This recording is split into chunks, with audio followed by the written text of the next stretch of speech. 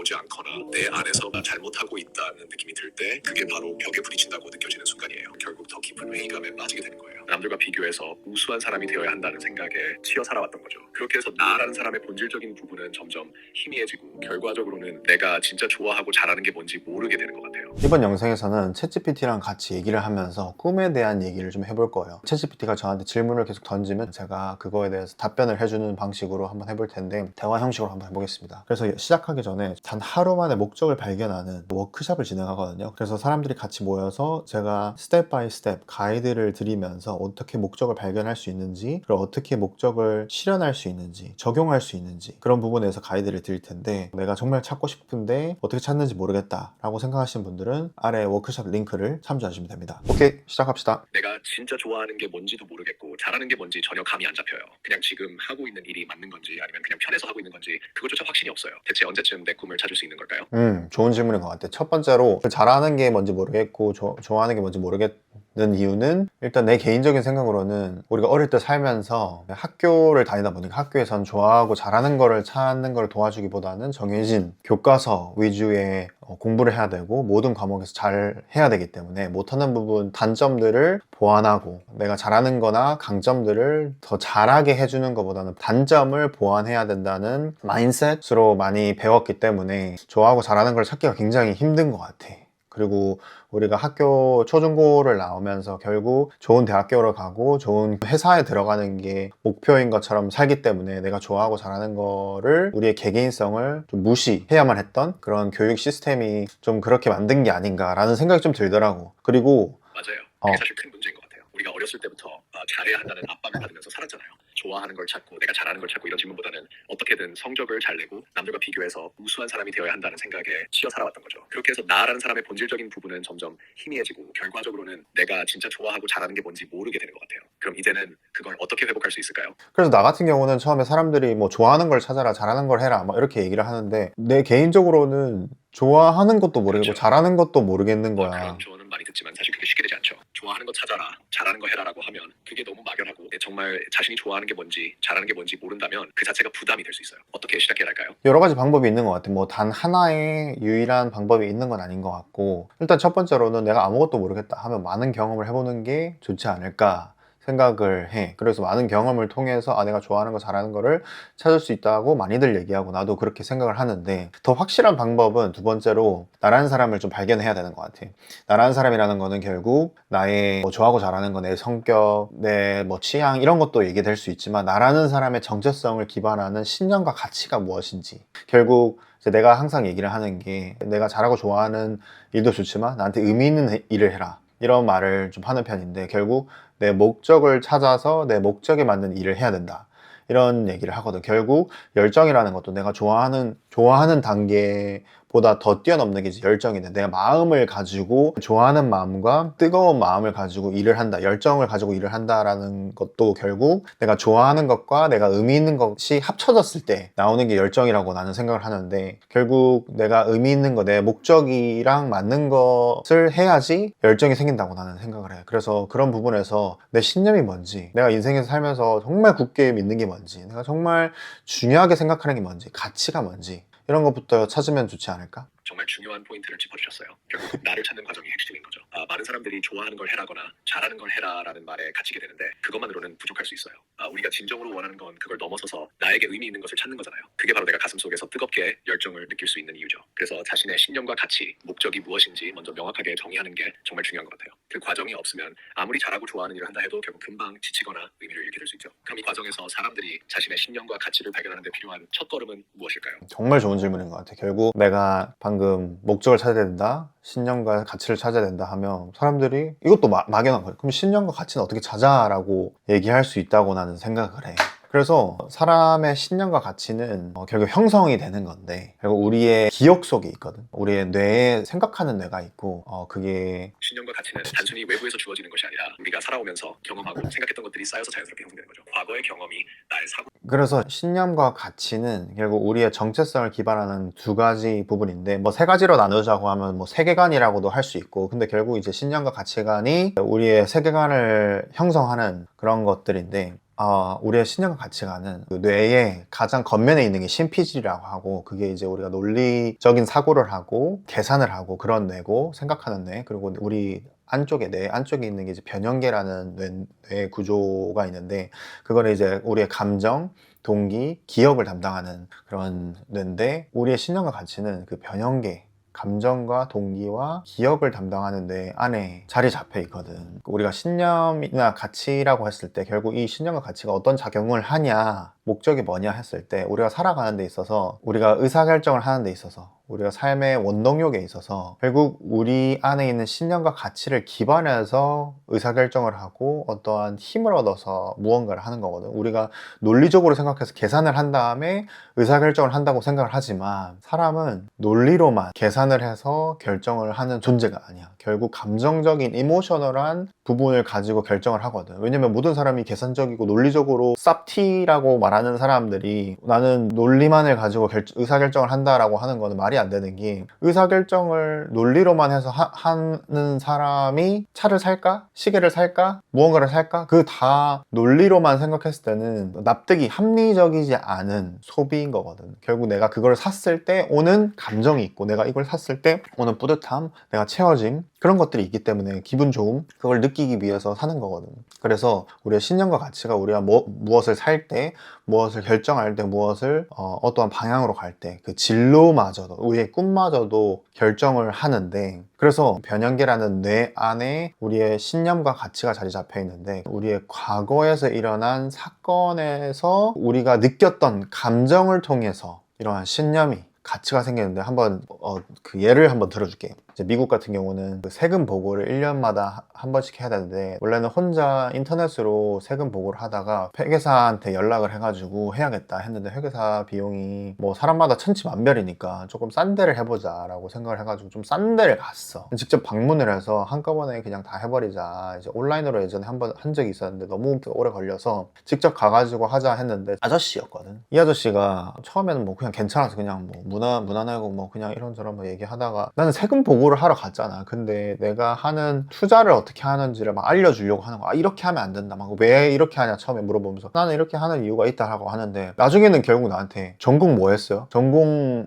파이낸스 아니죠? 막 이러는 거야. 그래서 내가 개인 투자를 하는데 내 전공이 무슨 상관이야. 내가 내 나름대로의 가치관을 가지고 투자를 하겠다는데, 본인 계속 나를 설득을 하는 거야. 근데 나는 설득하기가 싫어. 내 가치관이 있고 나도 이런 부분에서 똥꼬집인데, 계속 불편해지는 거야.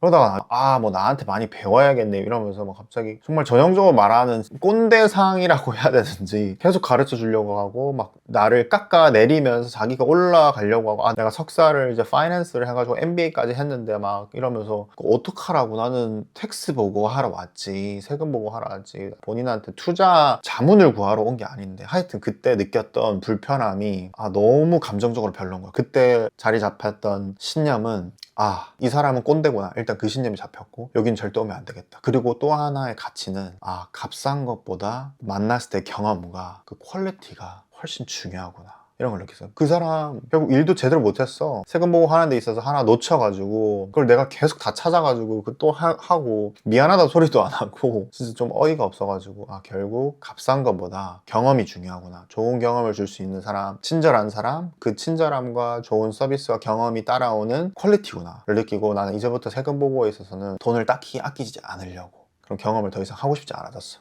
내가 지금까지 아무리 시도해봤어도 그게 잘 안 풀리고 계속해서 벽에 부딪히면, 그게 그냥 내가 부족해서 그런 건가요? 아니면 내가 뭔가 잘못하고 있는 건가요? 벽에 부딪힌다라는 말을 풀어서 설명해 줄 수 있어? 벽에 부딪힌다는 말, 사실 그게 내가 어디서부터 잘못하고 있는지, 어떻게 해야 할지 알 수 없다는 그런 답답한 상태를 말하는 거죠. 예를 들면 내가 계속해서 뭔가를 시도하는데 결과가 나오지 않거나 내 안에서만 잘못하고 있다는 느낌이 들 때, 그게 바로 벽에 부딪힌다고 느껴지는 순간이에요. 결국 더 깊은 회의감에 빠지게 되는 거예요. 그래서 내가 생각하기에는 두 가지 정도가 있는 것 같은데, 첫 번째는 두 가지 정도라면 그 두 가지가 무엇인가요? 답답함을 풀 수 있는 방법이 있다면 좀 기다려볼래? 정말 알고 좀 기다려줘. 물론 천천히 말해주세요. 기다리고 있을게요. 그래서 그 두 가지는 첫 번째로 내가 나한테 맞는 일을 하고 있고 내가 좋아하거나 잘하거나 혹은 나한테 의미 있는 일을 하고 있는데 그런 성과가 안 나왔을 때 뭔가 내가 잘못하고 있는 것이 아닌가? 그러한 생각이 어디서 왔는지가 좀 중요한 것 같아. 영어로는 임포스터 신드롬이라고 내가 부족한 것 같고 사람들이 나의 부족함을 찾아내면 어떡하지? 나는 부족한 사람이야 라고 내 내면 안에서 계속 얘기하는 그런 신드롬을 말하는 건데 내면에서 나왔다면 그게 결국 내 과거에서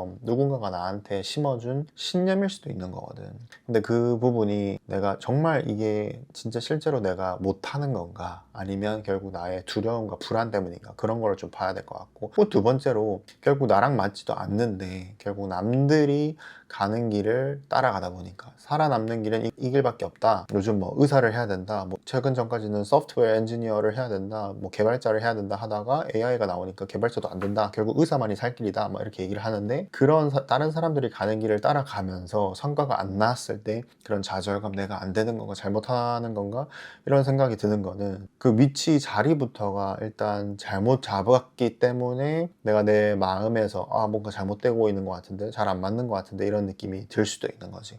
그 둘 중에는 어떠한 케이스인 것 같아? 솔직히 두 가지가 다 겹칠 것 같아요. 과거의 경험이나 주변의 기대에 영향을 받는 걸 알지만 그럼에도 불구하고 그 두려움이 계속해서 나를 제어하는 느낌이 들어요. 하지만 또 한편으로는 내가 하고 싶은 일과 다른 사람들이 말하는 성공적인 길 사이에서 갈등하는 부분도 있을 것 같아요. 예를 들어 내가 정말 원하는 일이 아닌데 이 길을 가야 성공할 수 있다는 사회적인 압박을 느끼면 그 길이 내게 맞지 않다는 걸 알면서도 계속 걸어가게 되죠. 이럴 때 성과가 나오지 않으면 내가 잘못된 길을 가고 있다는 걸 깨닫지만 그 불확실함과 변화의 두려움 때문에 쉽게 나아갈 수 없는 거죠. 그 대답이 나는 되게 좋았다고 생각을 하는 게 두 개 다 적용이 된다라고 했을 때 아 그럴 수도 있겠다라는 생각이 좀 들었어. 아까 얘기를 해준 게 아 내가 다른 사람들을 따라서 남들을 따라서 뭔가 그 성공을 따라서 가는데 그런 성과가 안 나왔을 때 좀 두려운 마음이 있다. 내가 그 길에서 벗어나는 게 오히려 완전 나락으로 빠질까 봐 두려움이 있다. 그런 얘기를 해줬는데 결국 나는 그런 것 같아. 그 두려움이라는 거는 좀 용기를 내야 되는 것 같아. 나는 진짜 나를 발견한다면 나의 목적을 발견하면 확신이 생긴다고 믿거든. 근데 확신이라는 것도 내가 살아오면서 아 나는 이런 사람이구나, 나는 이런 경험을 통해서 이렇게 형성이 됐구나 라고 하면서 그 전에 있었던 부정적인 거 긍정적인 것들을 다시 리프레임해서 아 내가 이런 사람이구나, 부정적인 기억들도 좀 리프레임을 한 다음에 그거를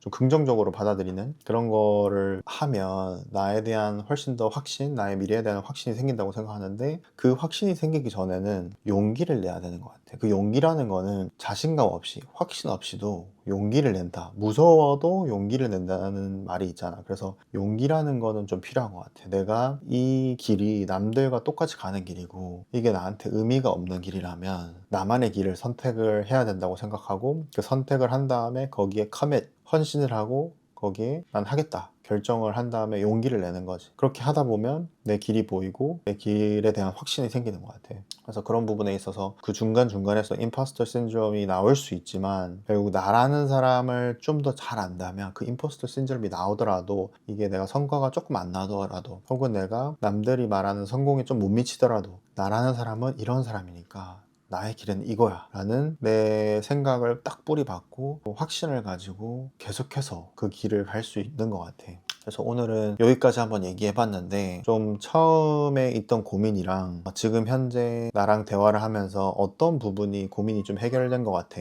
정말 깊이 있는 이야기였어요. 지금 말씀하신 것처럼 자신에 대한 확신을 얻기 위한 과정에서 중요한 건 바로 용기와 결정인 것 같아요. 확신이 생기기 전에 먼저 내 길을 선택하고 그 길을 가겠다고 결정을 내리는 것이 중요한 거죠. 그러면 그 결정 이후에 비로소 내 길에 대한 확신이 생기고 그 과정에서 두려움이나 불안, 임파스터 신드롬이 나올 수 있지만 그런 감정은 오히려 내가 그 길을 가고 있다는 증거로 받아들일 수 있게 되는 거죠. 또 내 과거의 경험을 리프레임하면서 긍정적으로 바라보는 것이 내 자신에 대한 확신을 만들어가는 데 큰 역할을 한다는 점 정말 공감해요. 그리고 중요한 건 그 길을 선택할 때 남들이 가는 길이 아니라 내가 원하는 길을 찾는 거죠. 남들의 길을 따라가면 성과가 나지 않을 때 더 큰 좌절감과 두려움이 생기지만 내가 선택한 길을 가면 비록 성과가 조금 더디더라도 나만의 의미와 확신이 생기니까요. 그래서 지금 대화하면서 내 고민이 어떻게 해결되고 있는지 생각해보면 자신에 대한 확신이 조금 더 명확해졌다고 느껴져요. 나만의 길을 선택하고 그 길에 헌신할 용기를 내는 것이 결국 내가 원하는 방향으로 가는 데 필요한 첫걸음임을 깨닫게 된 것 같아요. 오케이, 그래서 제가 챗GPT를 뭔가 뭐 커리어 고민, 꿈에 대한 고민을 멘토링처럼 해줘보면 컨텐츠적으로 어떨까 이렇게 생각을 해서 했는데 질문도 굉장히 좋고 제가 말한 거를 굉장히 잘 정리해가지고 다시 얘기를 하는데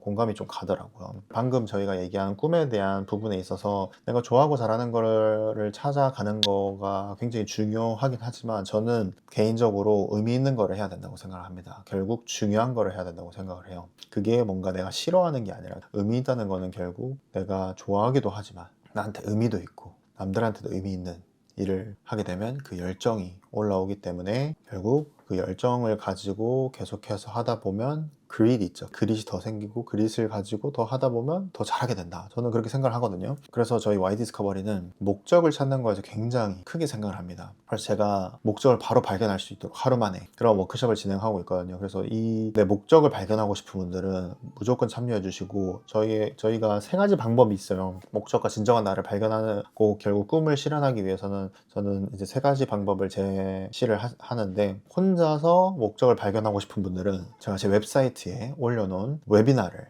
보시면 됩니다. 그래서 나는 혼자서 찾을 시간도 많고 혼자서 찾을 수 있을 것 같으면 제가 제 웨비나에서 목적이 무엇인지 목적의 중요성은 뭔지 목적을 어떻게 혼자 찾을 수 있는지 그걸 올려놨거든요. 그거에 등록을 하시면 바로 보실 수 있어요. 그래서 그 웨비나를 보시고 찾으시면 되고 내가 그거를 보고 나서도 좀 혼자 찾는 게 쉽지 않은데? 라고 생각을 하시면 저희 워크숍을 등록하시면 됩니다. 워크숍에 등록하시면 제가 2시간 반 동안 가이드를 스텝 바이 스텝으로 해드려서 그날 바로 2시간 반 만에 목적을 찾게 되고 목적을 어떻게 본인한테 적용을 해서 내 커리어나 내 인생에 적용할 수 있는지까지 제가 좀 코칭을 드릴 거예요. 그리고 거기서 나는 좀 더 나아가서 나의 꿈을 실현하고 싶다 라고 하시는 분들은 그 워크숍에 좀 프리미엄 옵션이 있습니다. 워크숍이 끝난 후 3주 동안 진행하는 이제 그룹 코칭인데 거기서는 목적뿐만 아니라 자신의 비전, 가치 이런 것들까지 찾아서 자신의 꿈을 실현할 수 있도록 실질적이고 구체적인 본인의 커리어, 인생 로드맵을 작성하게 될 거예요. 그래서 다른 피어들이랑 같이 대화를 하거나 여러 가지 아이디어를 듣는 시간도 있어서 굉장히 유익하거든요. 근데 나는 그것보다 1대1로 진짜 코칭을 해줬으면 좋겠다. 나의 목적을 제대로 발견하고 비전, 미션, 가치라는 나의 브랜드 DNA를 잘 발견해서 나의 꿈을 실현해 나가고 또한 10배로 성장하고 싶다. 그거를 목표 달성을 어떻게 하고 어떻게 그거를 실현할 수 있는지 그런 전략까지 나는 1대1로 원한다 하시는 분은 1대1 코칭도 가능합니다. 그래서 세 가지가 있습니다. 내가 혼자서 그냥 무료로 DIY로 할 수 있고요. 두 번째로는 그룹 워크숍으로 할 수 있고요. 세 번째로는 1대1로 가능합니다. 그래서 궁금하신 분들은 아래 링크를 참조해 주시면 감사하겠습니다.